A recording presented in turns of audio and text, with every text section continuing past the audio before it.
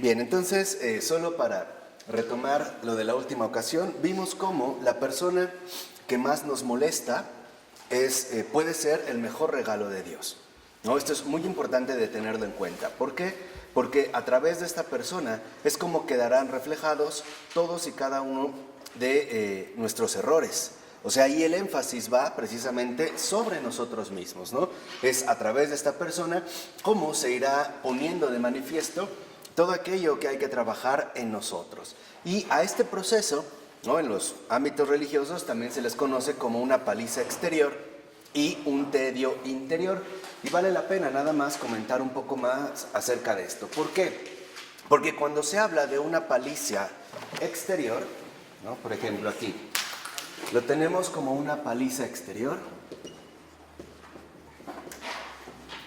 que se acompaña de un tedio interior. Es debido a lo siguiente. De hecho, este es, digamos, en gran medida como la dinámica ordinaria de la conversión, ¿no? A veces, puede ser que a veces se intensifique, a veces como que disminuye un poco, pero en último término, como la conversión es un camino, no es un resultado, sino que es un camino, y es un camino de por vida. Eso hay que tenerlo como muy claro.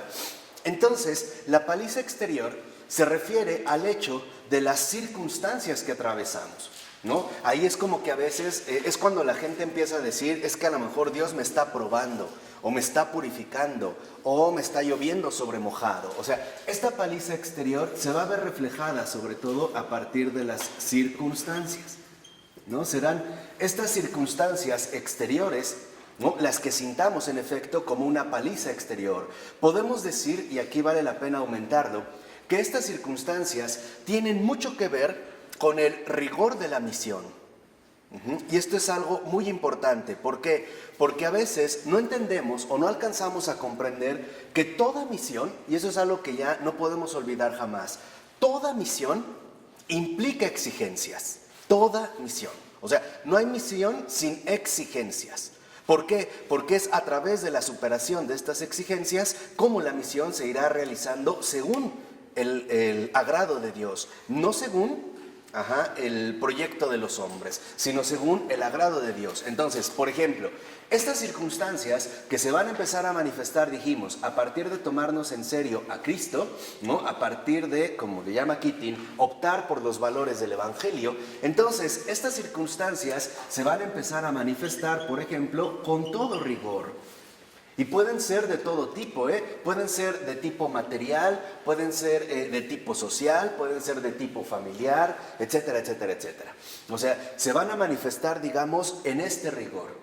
¿Por qué? Porque esto es parte precisamente de nuestra preparación. O sea, son las exigencias que conlleva el cumplimiento de esta misión. Vamos a poner un ejemplo. Un misionero, en el sentido ordinario de la palabra, ¿no?, se va de misiones en Semana Santa a una zona rural de Oaxaca.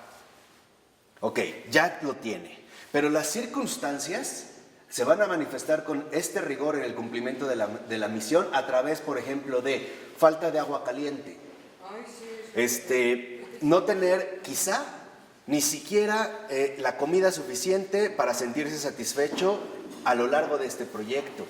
A lo mejor rivalizar o tener que afrontar, por ejemplo, este desafío que es muy duro de los mosquitos, o el frío, o el calor, o que no haya azúcar, o el sol que va a quemar. O sea, aquí es donde empezamos a sentir esta paliza exterior, ¿no?, que se empieza a reflejar a partir de las circunstancias. Y esto se manifiesta con rigor.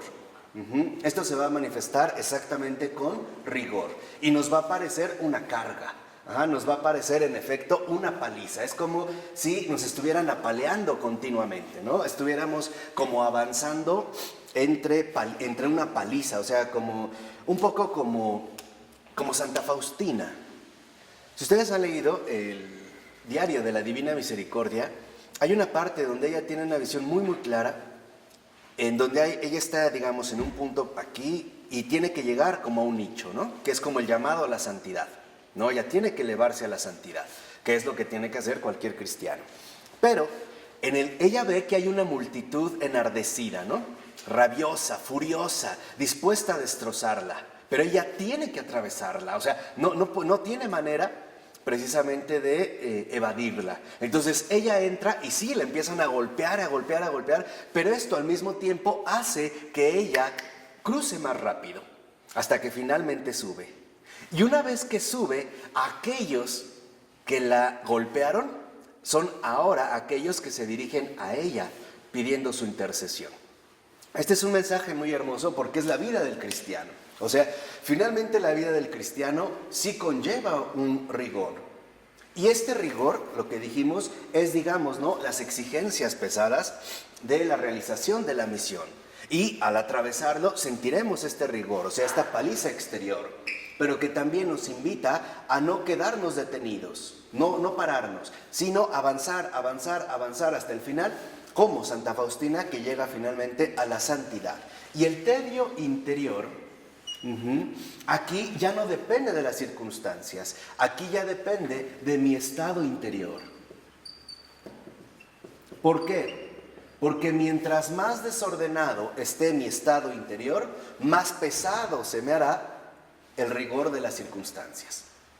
Entonces, si lo ven, el Señor, por así decirlo, ataca en dos frentes, exterior e interior. Es como decir, un poco, no lo voy a poner de esta manera, es como decir, a ver, vamos a aumentar el rigor en tu vida, vamos a ver cómo respondes.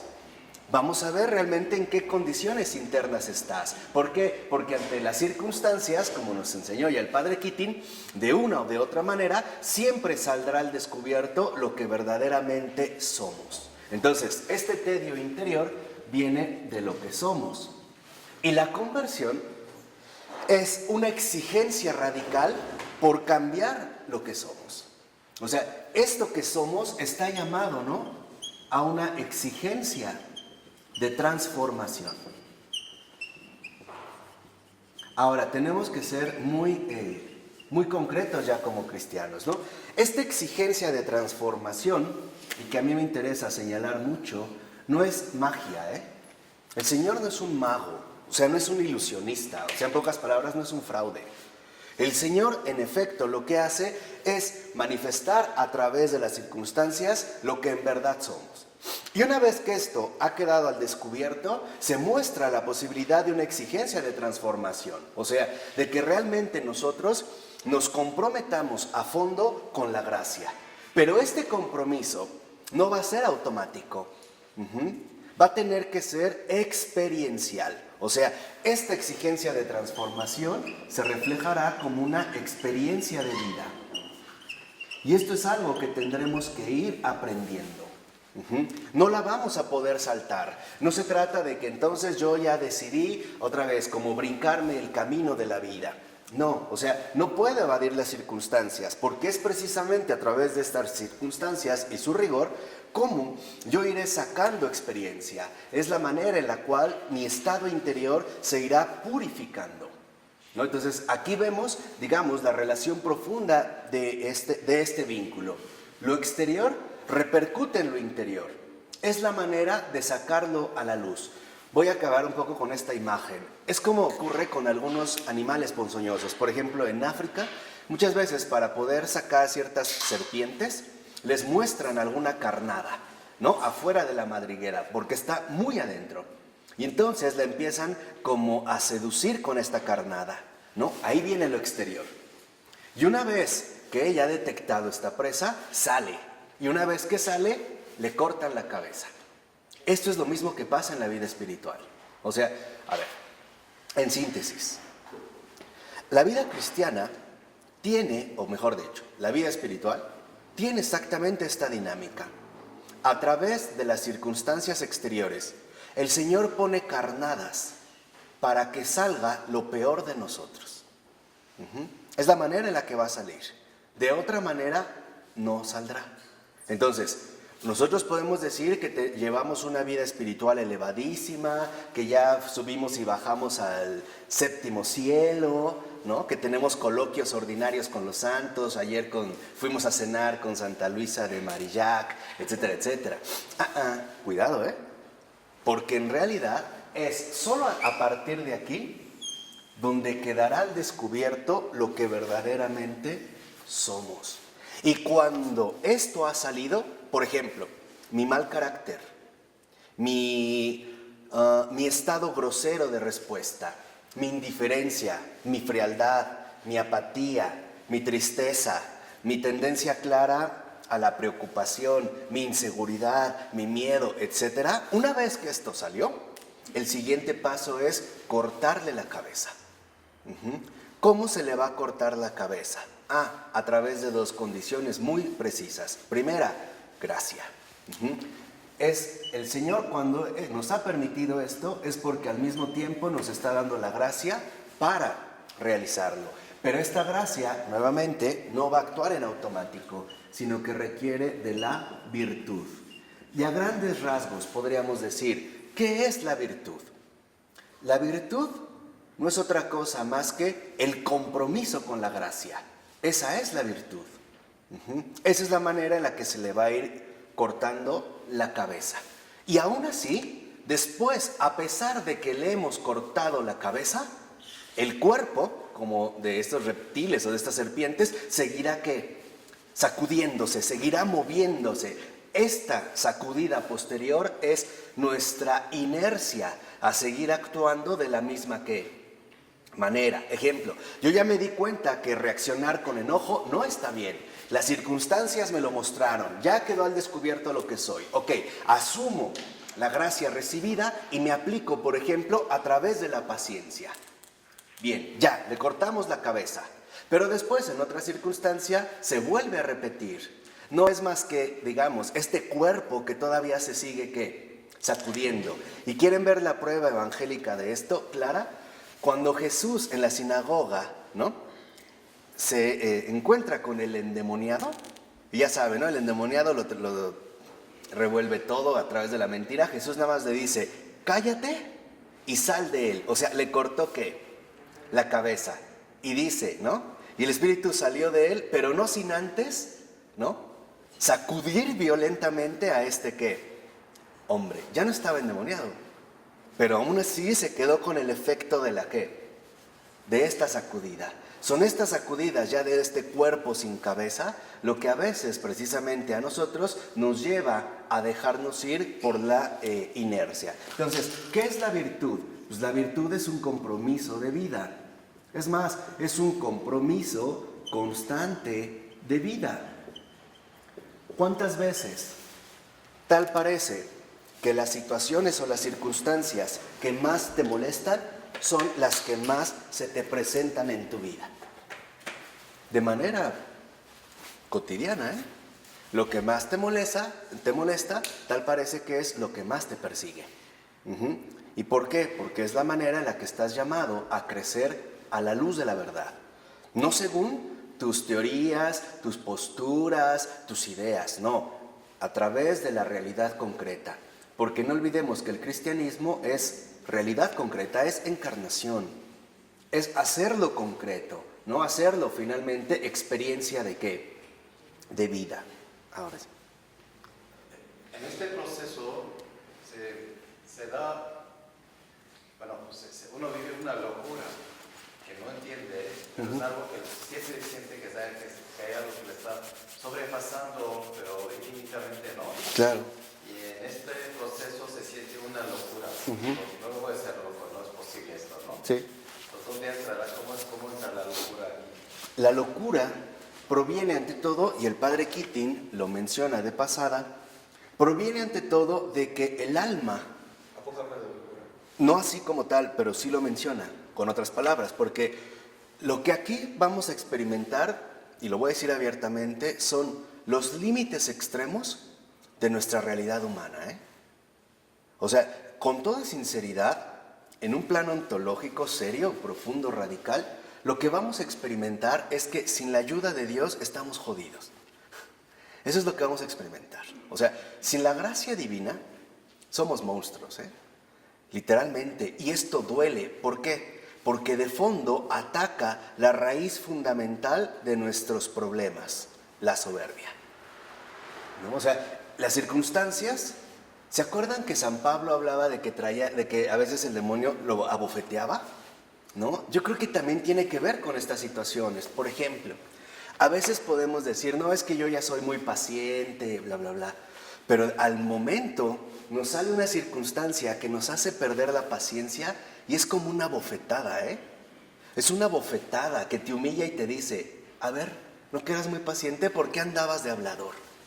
Yo creo que aquí también por eso el Señor insistía en todos los ámbitos, no juzguen, porque no saben. O sea, a veces tú puedes creer que ya tienes superado algo en tu vida y no es verdad, no lo tienes superado, lo tienes reprimido, lo tienes minimizado, pero no lo tienes verdaderamente aniquilado, porque a la menor oportunidad vuelve a surgir ese dragón de 1000 cabezas. O sea, los efectos nocivos del pecado que cada uno de nosotros posee. Por mucho que quieras, por eso les decía que el Señor no se anda por las ramas, ¿eh? Y cuando llegamos a este punto extremo, es decir, al punto extremo de reconocer nuestra verdadera miseria, entonces entramos en un declive interior. Ahí es donde empieza la locura, porque esta locura nos va a llevar a suponer incluso que nuestra relación con Dios ha terminado.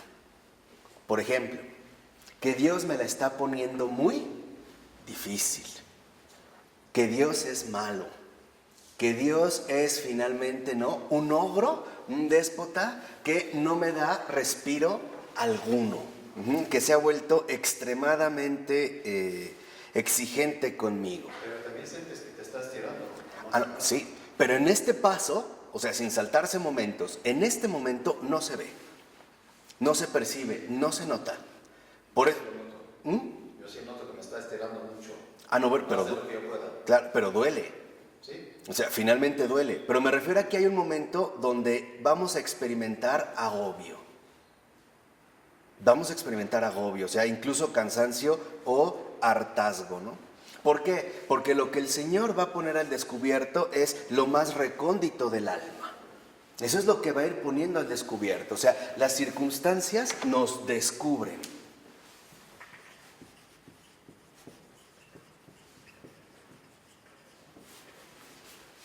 Y no hay escapatoria. Es a través de las circunstancias concretas, ¿no?, como se pondrá al descubierto lo más recóndito que hay en el alma, o sea, lo más profundo, arraigado que hay en nuestra alma. Es justamente a través de estas circunstancias, y lo vimos en el caso también de Jesús, cuando nos dice, por sus obras los conoceréis. ¿Cuáles son las obras? Entendamos. Por sus reacciones y actitudes ante las circunstancias concretas de la vida. Por ello es que nosotros debemos de entender que en efecto todas las dificultades que atravesamos en la vida, todas tienen un propósito, y es atacar de frente, atacar frontalmente todos aquellos aspectos que, como dice el padre Keating, ¿no?, son las partes más inaceptables de nuestra persona. Eso es lo que el Señor no quiere. O sea, lo más inaceptable que hay en cada uno de ¿qué? De nosotros. Aquí es cuando vemos entonces el porqué de las tentaciones. Porque a través de las tentaciones lo que se pone al descubierto es lo más inaceptable de nosotros. Aquello que incluso de alguna u otra manera habíamos creído superado. Entonces, lo más inaceptable de nosotros es lo que empezamos a experimentar en este rigor y obviamente en su repercusión interna. Y eso es lo que empieza a generar mucha como ansiedad, ¿no? Como un estado así como de angustia. Yo no sé si conocen gente, yo sí, que dicen, por ejemplo, que antes de convertirse o antes de acercarse al Señor estaban mejor. Que a partir de que se entregaron al Señor o se pusieron en manos del Señor, tal parece que todo que empeoró. Esto quiere decir que el Señor sí les tomó en serio la decisión. O sea, es tanto como decir, ok, esto va a empeorar porque ahora vamos a trabajar a fondo. Y esto es lo que se requiere. O sea, esta exigencia de transformación es una labor a fondo, ¿eh? No se anda por las superficies. No se anda por las meras superficialidades. ¿Pero por qué se van a sentir peor? Sí, por ejemplo, hay gente que dice, yo desde que me acerqué a Dios, la verdad es que me fue peor, por ejemplo. No se acercó, para mí no se ha acercado. No, sí, se acercó.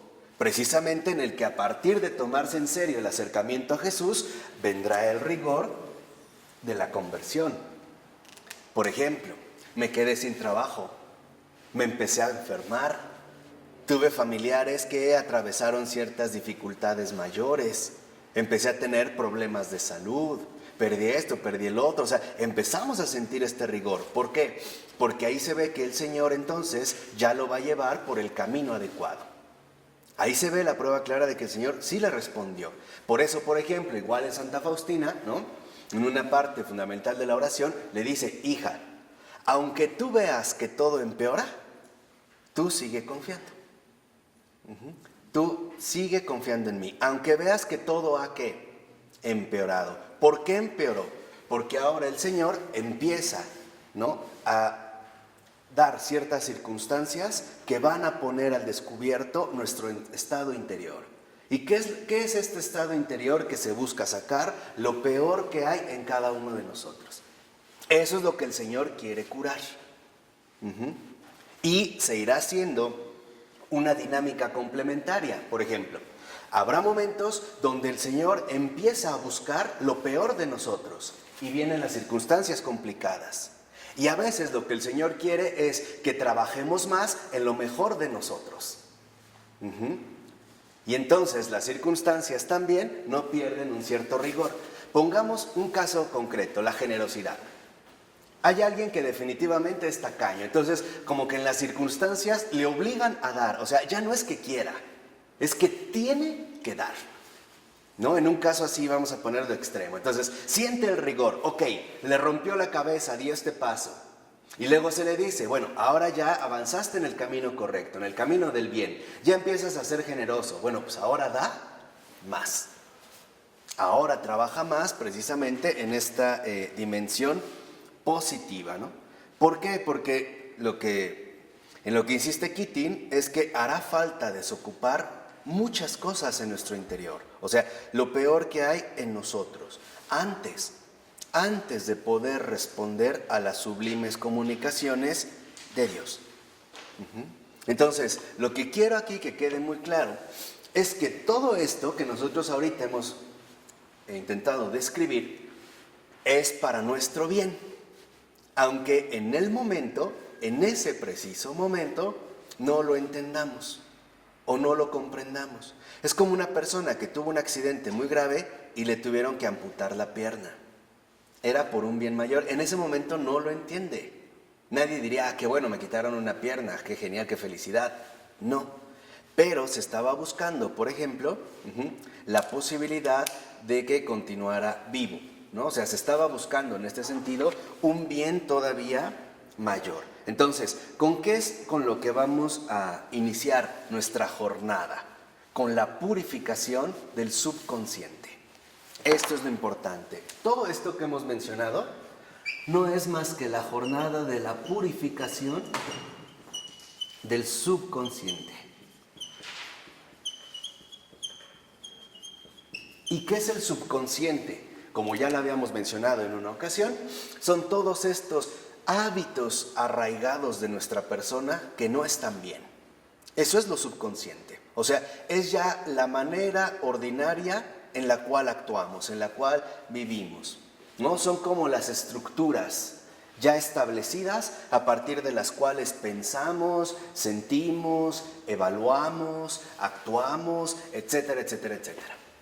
Pero, finalmente, lo esencial del caso es que estas estructuras arraigadas, o sea, el subconsciente, generalmente están dadas a partir de lo peor de nosotros. O sea, es justo a partir del arraigo de estas estructuras equivocadas que no podemos finalmente, ¿no?, vivir tal y como Dios quiere. Y esa es la labor fundamental en la cual estamos nosotros, ¿no?, llamados a trabajar. Porque todas estas estructuras o hábitos vivenciales de ser, de pensar, de sentir, de actuar, etcétera, etcétera, etcétera, no es más que el falso yo. Esto es lo profundo, o sea, el subconsciente en cuanto tal representa justamente el falso yo. Pero las cosas buenas del subconsciente Las hay, pero no se pueden sacar si esto lo está obstaculizando. Vamos a decirlo así. Nosotros fuimos creados buenos, ¿no? Lo más profundo de nuestro ser es un lugar donde solo Dios llega, donde está la imagen y la semejanza, la comunión con Dios. Pero hay un recubrimiento del pecado. Y a esto le agregamos todos nuestros defectos personales. Y es una corteza muy gruesa. Entonces, para poder volver a este principio originario del bien, tenemos que atravesar toda esta corteza que nos eclipsa. Este tipo precisamente de comunicación con Dios. Entonces, lo que vemos en efecto es que mientras no se elimine de raíz el falso yo, no podremos mantener una comunicación plena con el Señor. Es decir, no podremos nosotros establecer con Él una relación madura espiritualmente. No sé si me explico. O sea, se trata de que nosotros, ¿no?, entendamos que estamos llamados a asumir una relación con Dios plena y no parcial. O sea, no se trata solamente de que Dios me ayude a salir de mis problemas exteriormente, o sea, como una especie de resolución de problemas o resolución de conflictos. Esto no es lo central. Lo central es que yo verdaderamente recupere la comunión con Él.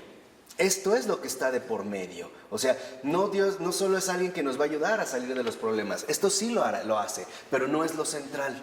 O sea, lo central es volver de nuevo a esta comunión sustancial con Él. Esto es el reino de los cielos.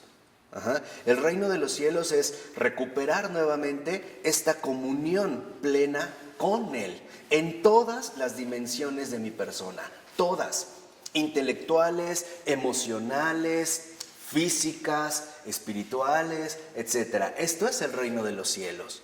Por eso el Señor nos dijo, busquen primero el reino de los cielos, o sea, la comunión conmigo, y todo lo demás se les dará ¿qué? Por añadidura. Porque lo que necesitamos hacer es tal y como lo dijo el profeta Jeremías, es regresar al Señor de todo corazón. No podemos regresar a medias, necesitamos regresar con Él de todo corazón. Y esto es lo que involucra una transformación radical, o sea, un verdadero proceso de conversión, o sea, la santificación. No hay otra manera de comulgar plenamente con Dios más que a través de la santidad, porque Él es el santo de los santos. Y entonces podremos decir, ¿qué es la conversión? La conversión no es más que el camino permanente en el avance de la santidad. Esa es la conversión. Si ustedes creen que la conversión es solo ser buenos, se equivocan, porque no es llegar al fondo de la cuestión. Lo que queremos es, finalmente, ¿no?, entrar a comulgar en el amor del Señor, que no es otra cosa más que entrar a comulgar en su misma santidad, en su misma plenitud. Esto nos ayuda entonces a captar muchas cosas. Primera, toda persona humana, en tanto pecador, necesita conversión. No hay criaturas puras. No hay criatura que pueda decir que ella ya tiene una comunicación directa con el Señor, salvo una, y es María. Por eso es la llena de gracia. Fuera de ahí, ni siquiera los apóstoles, y lo vemos muy claro, por ejemplo, en su propio desarrollo cristiano o evangélico. Al final, por ejemplo, de San Juan, eso es algo que a mí me gustó mucho que mencionara Jean Vanier, ¿no?, en el misterio de Jesús. Decía, San Juan, al final, claro, lo vemos como el apóstol del amor. ¿Estamos de acuerdo? Es este apóstol del amor, es el discípulo muy amado. Pero acuérdense que antes de esto también fue el mismo que en una ocasión, que en un poblado no los reciben, él es el primero que se le va la lengua y dice, Jesús, ¿quieres que mandemos a traer fuego del cielo y los quemamos a todos? No era tan amoroso, ¿verdad? No. Y hacemos lo mismo nosotros. Claro. Entonces, lo que quiero que entiendan es que estamos dentro de un recorrido. Pero este recorrido tiene que ser un recorrido en profundidad, no en avance exterior. Tiene que ser finalmente en profundidad. No es lo exterior lo que define nuestra calidad cristiana. Sí, pero no es lo que lo define. O sea, lo que quiero que entiendan y esto es el punto central de esta ocasión, es que nosotros tenemos que apelar a lo invisible. Esta es la base de todo, esto es lo esencial de todo, esto es el fundamento de todo.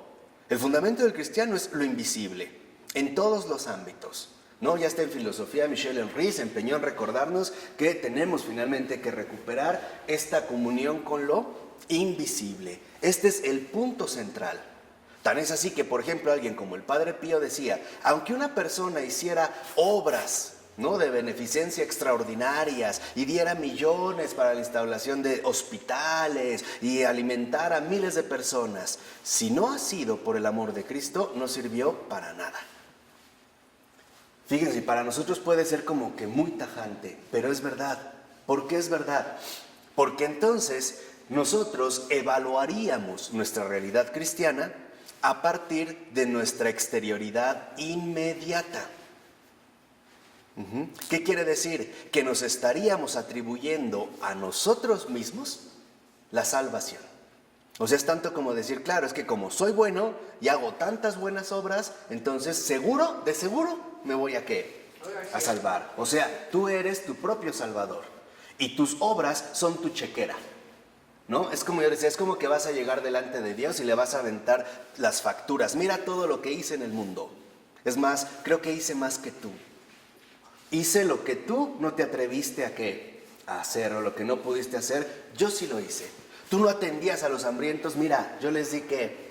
De comer. O sea, yo soy Dios, tú no. Cuidado, porque esa es la soberbia, ¿eh? Y tiene niveles bien profundos, bien insospechados. Este es el falso yo. Perdón, lo que estás diciendo, Marco, es muy cierto, que la santidad no tiene un límite para decir ya llegué. Porque cada vez que avanzas, ves que te falta mucho más de lo que habías pensado. Es esto, ¿no? Sí. Resume lo que estás diciendo. Exacto, o sea. No hay límite. Cada vez que uno avanza, ve que todavía le falta muchísimo más. Es siempre más. Lo que Andrés nos dijo, siempre más. El semper mayor. O sea, en la santidad me parece que hay una convicción central y es, ni siquiera he comenzado en serio. Exacto. En serio, o sea, he hecho como intentos, ¿no? Pero no he partido del comienzo, o sea, no he llegado al comienzo auténtico, de donde tendría que brotar. Es tanto como decir, sí, mira, hice esto, híjole, pero no era el comienzo. Entonces, otra vez me vuelvo a ¿qué? A regresar. Y avancé otros pasos y decir, es que no era por ahí. Y otra vez me vuelvo a ¿qué? A regresar. Pero esto es muy sano, porque entonces nos permite conservar siempre la humildad. La humildad de saber que hemos hecho algo, sí, pero no es nada comparado con lo que tenía que haber hecho. No sé si me explico, o sea, tenía que haber hecho muchísimo ¿qué? Más. Por ejemplo, ¿ustedes vieron esta película de la lista de Schindler? ¿No? De Schindler. Hay un momento hacia el final donde es muy impactante este aspecto, porque él finalmente ya ayudó a muchas personas, ¿no? Ayudó a cientos de personas, ¿no? Los ha, digamos, rescatado del caos nazi. Pero al final, cuando ahí lo tienen que llevar, porque han llegado los aliados, ¿no? Antes de que lo comprendan, y él se empieza a despedir, da la mano y de repente se da cuenta que trae un anillo. Ya ayudó a cientos, pero se da cuenta que trae un anillo y se pone a llorar. Eso me parece que es la parte más importante de la película, ¿no? De mi entender. Se pone a llorar. Entonces le dicen, oye, pero ¿por qué lloras? Y dice, porque con este anillo yo pude haber rescatado 3 más. Fíjense, o sea, a pesar de que ya había ayudado a cientos, no era suficiente. Pudo haber hecho algo más. Esa a mí me parece que es la parte central. Por eso se va llorando, ¿no? Y los demás llegan y lo abrazan. No, mira, nos ayudaste a nosotros. Sí, lo sé, pero pude haber hecho algo más. Por eso sabemos que en efecto la santidad no es más que este proyecto de saber que pude haber hecho algo más. De hecho, algo que nos enseñaste una vez son los pendientes. Si yo voy a apuntar los pendientes que tengo con Dios, la verdad, no alcanza la lista. No. Por eso es que para saldar las cuentas con Dios tenemos toda la vida. Por eso es que tenemos toda la vida. Y no vamos a acabar. No vamos a acabar. Pero aquí sí recurrimos a Santa Gertrudis. Pero no importa, Él va a suplir nuestras carencias. Esto se dará cuando nosotros realmente nos aplicamos o nos tomamos en serio nuestro proyecto. ¿Por qué? Porque podemos decir que el cristianismo es un proyecto de ser, no es un proyecto de hacer, no está en el activismo, lo vuelvo a insistir. No está en el activismo, en este activismo de hacer muchas cosas que después a la primera tempestad se derrumban, ¿no? Un montón de proyectos inconclusos, porque no estamos partiendo de la raíz, la fuerza alfa, diría von Balthasar. O sea, el cristianismo es un proyecto de ser a largo plazo. O sea, el cristianismo es un proyecto de ser de por vida. Cuando entendemos esto, entonces entendemos que en efecto nos estamos dirigiendo precisamente hacia la santidad, o que estamos avanzando en el camino de la santidad. Porque el primer gran milagro que se realiza en la vida de la santidad es muy sencillo. Es el milagro de permitir que Dios intervenga en lo más profundo de mi vida. Ese es un milagro, ¿eh? Porque hoy tendemos nuevamente en esta tendencia materialista, ¿no? En esta borrachera de lo visible en la que estamos, a únicamente evaluar la santidad en base a los milagros visibles, ¿no? Por ejemplo, es que curó un enfermo, detuvo una lluvia, hizo que saliera el sol, no sé, impuso las manos y lo curó de tal cosa, y no es cierto. Hay milagros muchísimo más impactantes. Por ejemplo, el ablandar el corazón de una persona, ese es un milagro muchísimo más grande, por ejemplo, que, no sé, multiplicar un pan. Por eso el Señor decía, ¿no? Y aquellos que vendrán después de mí harán milagros. ¿Y los harán qué? Mayores, ahí están, pero no los vemos. Él nos enseñó que hay algo que vemos, pero los mayores, cuando habla de los mayores, no los hemos visto. ¿Por qué? Porque no son visibles. Porque ablandar el corazón, mover un corazón, es algo que solo Dios puede hacer. Consolar a un afligido es algo que solo Dios puede hacer, porque Dios es consuelo. Dar luz, llevar luz a un alma en tinieblas, es un gran milagro. Dar una moneda es fácil. Dar luz o consuelo a un alma, a ver. Ahí es donde entramos, por ejemplo, en el aspecto de lo invisible, porque eso es lo que estamos viviendo, la fe. La fe es ser fiel a lo invisible, al invisible, aquel que entiende sus manifestaciones en todas sus posibles, dimensiones. Por eso la meta en la santidad es acabar con el falso ¿qué? Yo.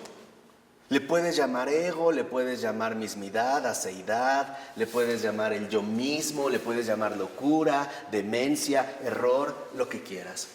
Pero ahí es donde se ven precisamente, ¿no? Estos milagros extraordinarios. Estos milagros realmente maravillosos que consisten, por ejemplo, en la conversión del corazón. Conducir a alguien interiormente a Dios es un milagro, es una proeza. Por eso, por ejemplo, nosotros podemos ver que, no sé, en Fátima, o en Lourdes, o en Medjugorje, hay milagros visibles, pero no se comparan con los milagros invisibles. Quebrar un corazón endurecido, ese sí es un milagro extraordinario, ¿eh? Romper la dureza de corazón, ese para mí es el milagro de los milagros, o sea, el mayor, de esos de grandes ligas que habla Jesús. De verdad, en serio, o sea, no. Por ejemplo, hay muchos que sin ser católicos logran aguantar temperaturas extraordinarias físicamente, ¿no? En un equilibrio, se someten a aguas congeladas y, no sé, aguantan dando tiempo sin comer y correr y van en el desierto y como muchas proezas, ¿no? Pero romper la dureza de corazón, no, yo creo que ese sí es un milagro humano impactante, impresionante. Y hay quienes lo logran con una palabra que llega como una lanza, se mete al corazón y hace que toda la vida cambie. Por ejemplo, San Juan de Ávila. San Juan de Ávila tiene esta capacidad. Por eso es curioso, pero San Juan de Ávila es maestro de santos, Él es un formador de santos. O sea, muchos acudían al maestro Juan. No, él era un educador de santos, él era el profesor de los santos. Santa Teresa de Jesús, San Juan de Dios. San Juan de Dios en una ocasión lo pasa y ve que San Juan de Ávila está predicando. Y lo escuchó poco, unas que otras palabras, y nada más con escucharlo le rompió el corazón. Se fue revolcando a su casa, llorando, y al otro día llegó pidiendo precisamente la conversión, perdón, la absolución. No, o sea, y nada más con haberlo escuchado, Ni siquiera es que entrara a grandes cosas, ni le impuso la mano, nada. Bastó solamente que, con eso, San Juan Pablo II también tenía ese milagro mayor. Y él ni hablar. Bastaba con qué, con verlo, ¿no? Había mucha gente que solo con verlo se ponía a llorar, sentía que algo se ablandaba. Ni siquiera tenía que hablar, dar grandes discursos, ¿no? Con que levantara la mano, lo vieran de lejos, creyentes y no creyentes, decían, algo tiene, algo lleva, ¿no? Es en este sentido fulminante. Y en este sentido es cuando me parece a mí que esta labor a fondo tiene que ser radical, tiene que ser fulminante. Porque acuérdense que el pecado es cancerígeno, Ese no se queda encapsulado, ese va a buscar arrasar con todo. Es como actualmente cuando una persona tiene cáncer y le hacen una intervención, por ejemplo, le tienen que quitar hasta la última célula. Basta con que quede una para que nuevamente se vaya a propagar, ¿no? Entonces, ¿a dónde nos vamos a dirigir? A una relación madura con Dios. Esto es lo que queremos. O sea, esta experiencia de vida también se llama maduración espiritual.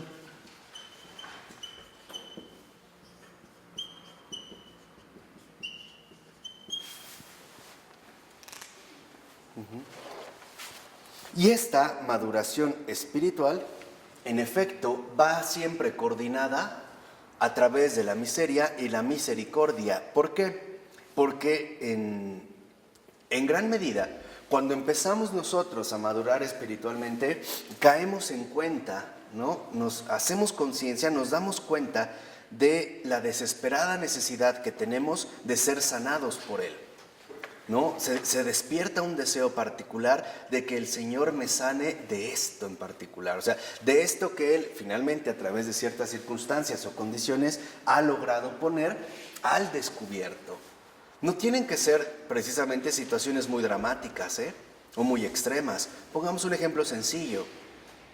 Yo iba en la calle y vi que a un señor se le cayó un billete. No tenía que ser de 500, de 20 pesos.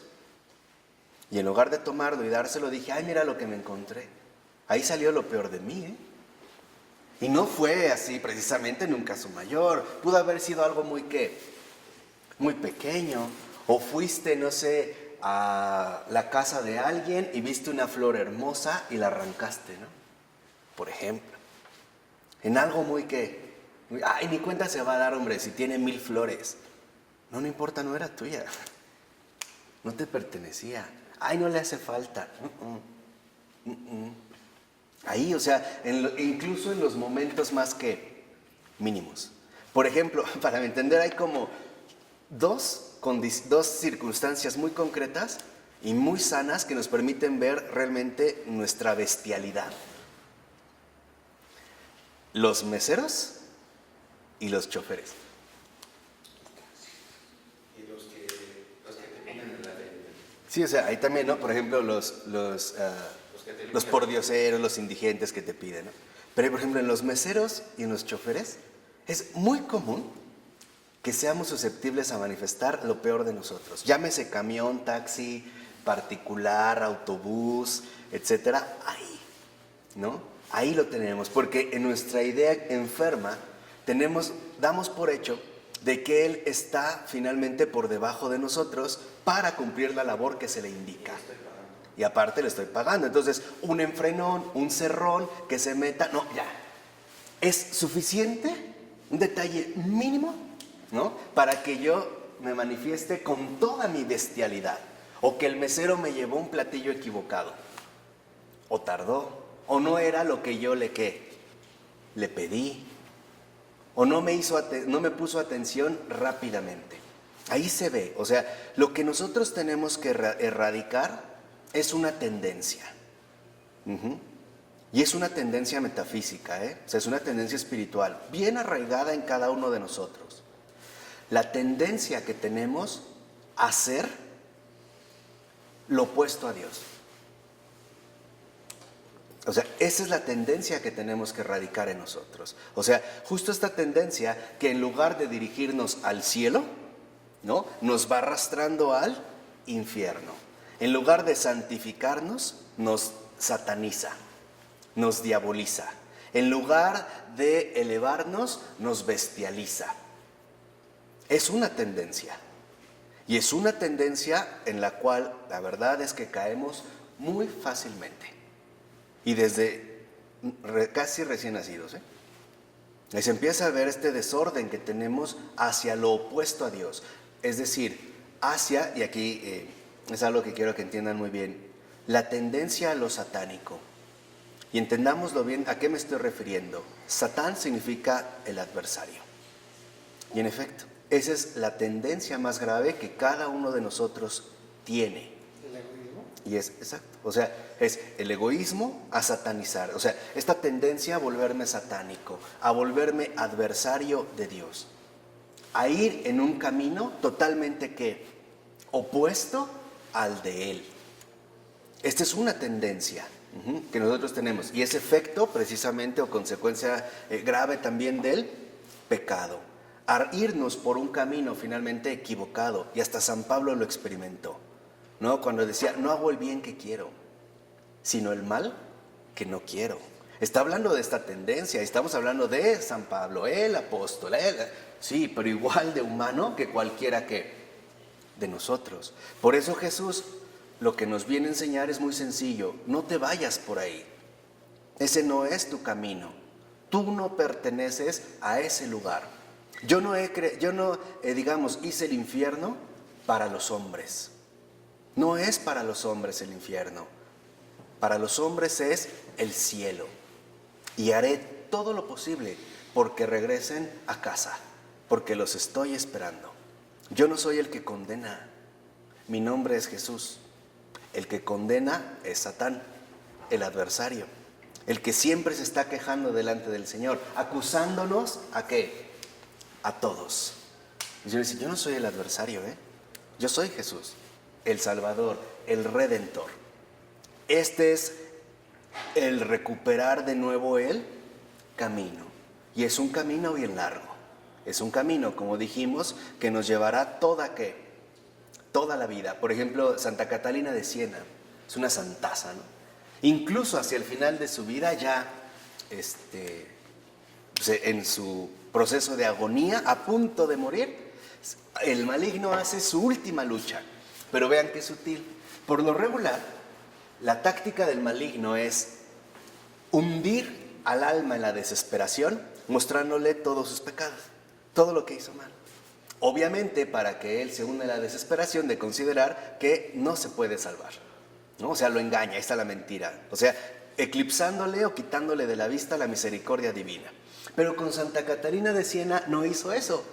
Hizo justo lo contrario. Se le presenta a punto de morir y le dice, Catalina, qué buena eres, No cabe duda, eres una santa. Eres una santa. Mira nada más, ahí en lugar de mostrarle los pecados, le mostraba lo opuesto. Mira nada más cuánto bien has hecho. Y se inclinaba un poco y le decía, eres una santa. Y Santa Catalina de Siena, reacciona y le dice, ¿qué? ¿Una santa? Yo, una santa jamás. Lárgate de aquí. Vean, fue su último combate. Ya no iba por la desesperación, ahora va por la soberbia. La soberbia. Y esta es más difícil de vencer, porque seamos sinceros, para un alma buena, la peor tentación que puede experimentar es la tentación de algo mejor. El maligno ya no tienta a las almas avanzadas a partir de cosas repugnantes, sino a partir de cosas mejores. Ejemplo, a lo mejor ya a las almas avanzadas espiritualmente, el maligno ya no les propone las obscenidades del pecado, porque sabe que no van a caer. pero sí les puede proponer tentaciones de algo mejor. Ejemplo, ya has avanzado mucho en tu vida, ¿por qué no te haces sacerdote? ¿Por qué no te vas a un monasterio? Ahí harías un bien extraordinario. Mira, tu deseo es amar a Dios. Dedícate a Él en cuerpo y qué, y alma. Y Él va a estar feliz. Y por acá lo mismo que Adán y Eva, lo mismo que hace siempre. Te ofrece algo suculento y con la otra te arrebata todo el paraíso. Porque en el caso de los buenos, de los avanzados, es tanto como decir, mira, ahora concéntrate en ti, justificándote tu amor a Dios, pero olvídate del prójimo. Algo mejor. Claro, ¿no? Finalmente, ¿no? Te va a sugerir o te va a proponer que hay algo todavía que mejor. Estas son las peores tentaciones para los corazones humildes y sencillos. O sea, los que verdaderamente han alcanzado una maduración espiritual ya no sucumben ante lo grotesco del pecado, pero aún pueden caer ante estas sutilezas, ¿no? De un bien todavía mayor, como San Ignacio de Loyola. San Ignacio de Loyola en algún momento se la pasaba mucho tiempo delante del Santísimo, ¿no? En contemplación, en una elevación extraordinaria, ¿no? Entonces avanzaba y estaba bien adorar a Dios, pero llega un momento en el que el Señor le dice, a ver Ignacio, ¿qué haces aquí? Vean la pregunta, ¿qué haces aquí? Señor, te estoy alabando, adorando con esta magnitud. Le dijo, ¿y quién te lo pidió? Vean, ¿quién te lo pidió? Yo no. Mientras tú has estado aquí, tus hermanos te necesitan y los has descuidado. Y ellos son mejores que tú porque ellos no se han atrevido a interrumpirte, porque te toman en cuenta. Tú no los tomas en cuenta. Yo no te quiero aquí, yo te quiero con ellos. Cuando yo te quiera aquí, yo te llamo. Así que retírate. ¿Cuántas veces, lo mismo que San Ignacio de Loyola, nos suponemos que estamos haciendo cosas muy agradables al Señor? Y quizá nos llevemos la enorme sorpresa de darnos cuenta que no era así, que en realidad era muy agradable para nosotros, pero no para Él. Y la manera en la que lo podemos detectar es muy sencillo. ¿Qué tan beneficiados o perjudicados se vieron los demás? El medidor es el prójimo, Ahí se ve. Porque les dije, siempre el cristianismo es una realidad concreta. Es muy concreta. Por eso hasta San Juan lo dijo, ¿no? Quien dice que ama a Dios, pero odia a su prójimo, miente. Es un mentiroso. Miente. Y ya sabemos la mentira de dónde viene. O sea, finalmente anda engañado. ¿De acuerdo? ¿Querías comentar algo? ¿No? Así que miremos, ¿no? De esta manera, cómo la labor de seguir a Cristo conlleva muchas exigencias. Pero a lo que se nos invita, y esto es muy importante en el caso del Padre Quitín, es que aprendamos a confiar en Dios más allá de nuestras capacidades psicológicas.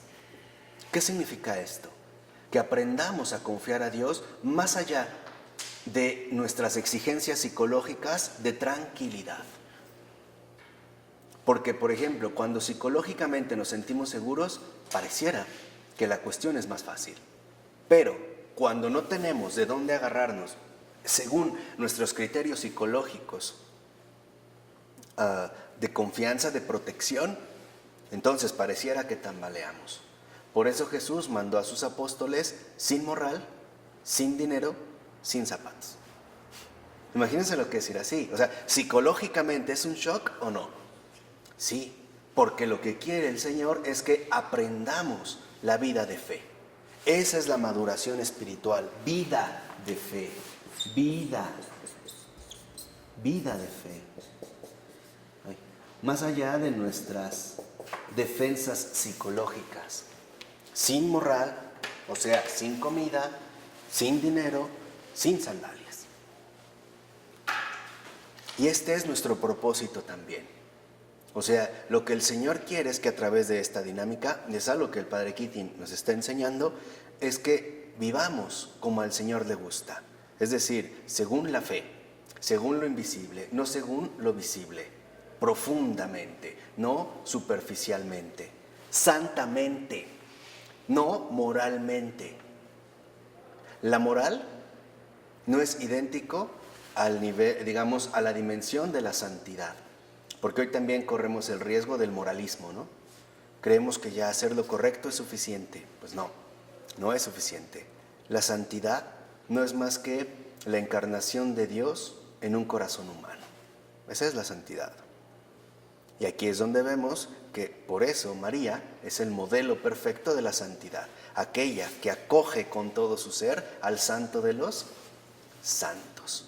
Vamos a dejarle hasta aquí, ¿de acuerdo? En nombre del Padre, del Hijo y del Espíritu Santo. Amén.